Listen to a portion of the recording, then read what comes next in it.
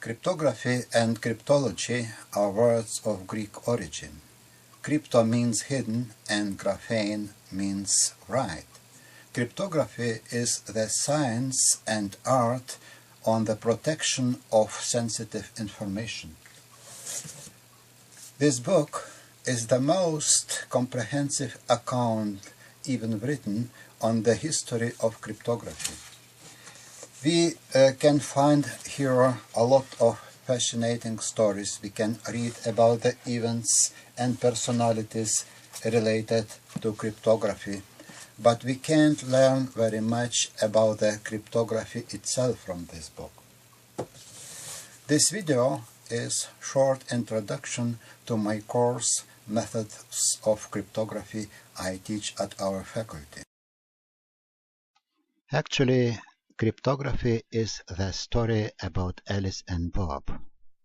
They want to communicate to each other, and they have the modern means of communication, such as computer networks. But they have no secure channel for communication, because their channel is observed by cryptanalyst Eve, which is very clever, ingenious, and has a lot of resources to analyze the information being sent through the channel. Though the main problem of Alice and Bob is how to communicate securely over unsecure channel. Of course, Alice, Bob, and Eve are abstractions. In our days, Alice and Bob and Eve are computers, servers, and so forth.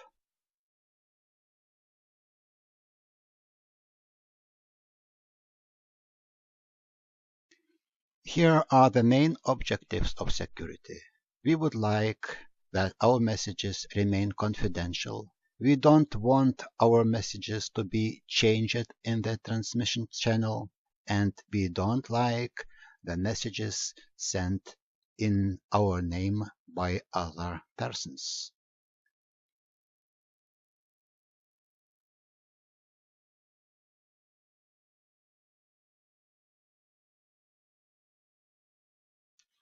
How to achieve confidentiality of messages being sent over channel? By encryption. Encryption means that you hide the structure or the meaning of information being sent. Two basic transforms were used in classical cryptography for encryption: permutation and substitution. Permutation means that you permute the symbols or letters in your message, and substitution means that you interchange the symbols by other ones. These transforms depend on some secret piece of information called keys.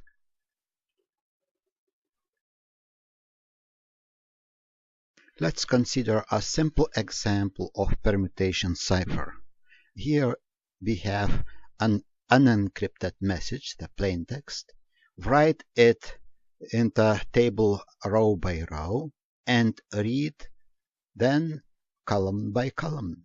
This way we get the cipher text, which was obtained permuting the symbols of the plain text.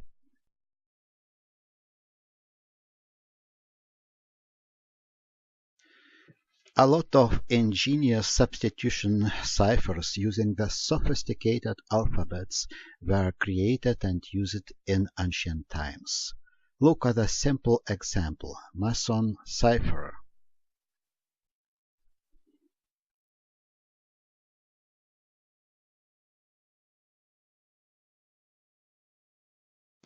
These ciphers are interesting but very weak. They can be easily analyzed, so of course they are not used anymore, but the permutations and substitutions are still used in modern ciphers.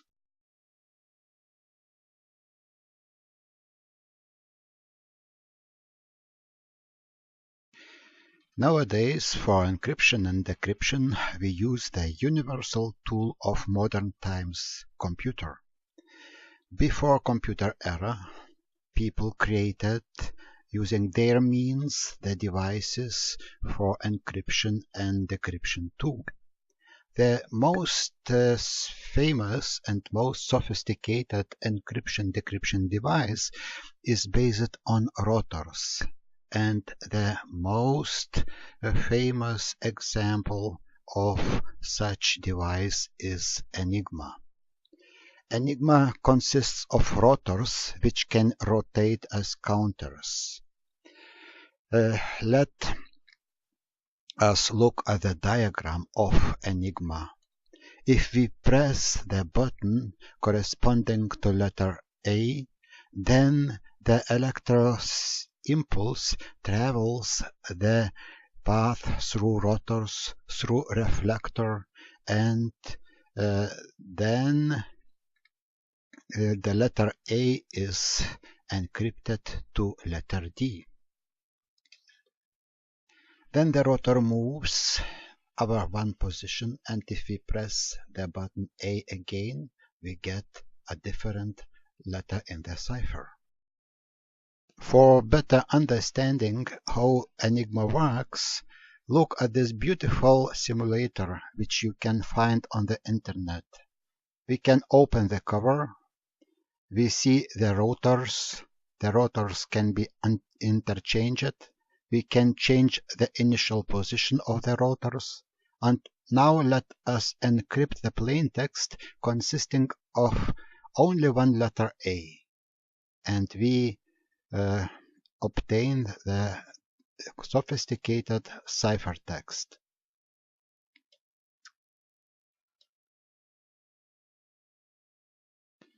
It's an exciting story about the cryptanalysis of Enigma during the World War II. How the British cryptanalysts analyzed this sophisticated system, and Alan Turing played a very important role in this, and how they saved a lot of lives.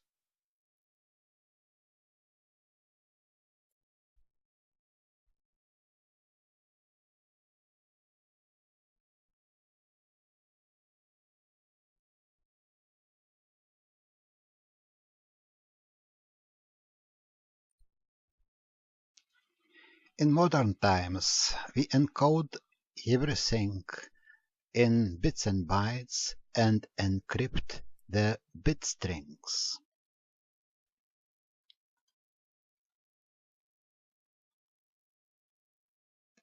If we split the stream of information into blocks and encrypt them, we say that we use the block ciphers.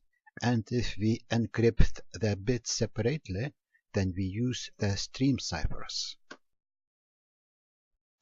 In the design of block ciphers, the permutations and substitutions are still used, but we permute or substitute not the letters or symbols, but the bits or bytes.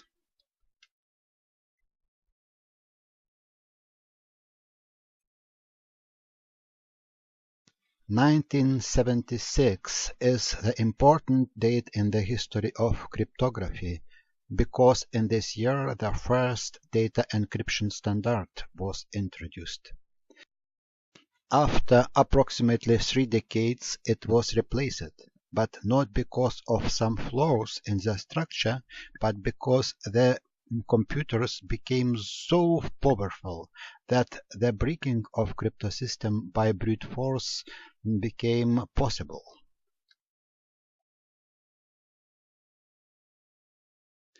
In the structure of advanced encryption standard, mathematics is used in much more greater extent as in the structure of the previous ones.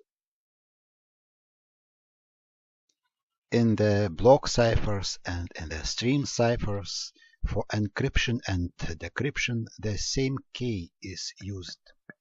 Sometimes the key for decryption is different from the encryption key, but easily obtainable.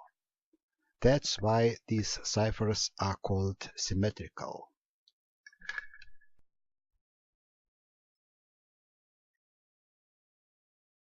The main problem using the symmetrical ciphers is how to exchange the secret keys, because Alice may live in Vilnius and Bob in New York, and they will not wait for communication.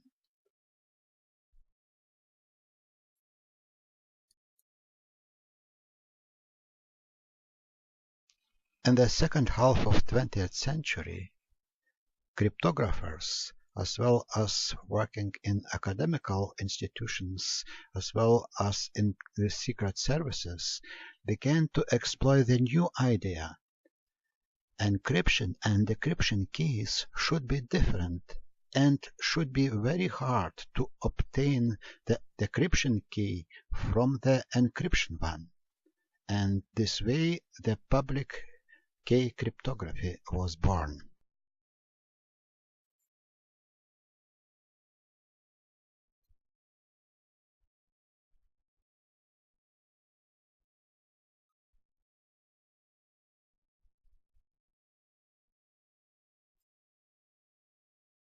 As the consequence, we may publish the key for encryption without fear that the key for decryption will be exposed.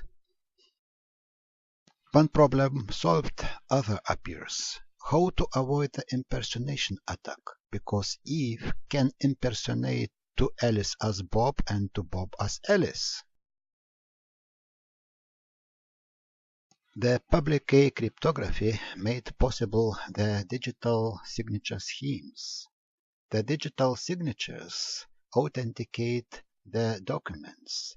The digital signatures can not be verified as physical ones comparing to originals. The digital signatures are verified using some mathematical tools.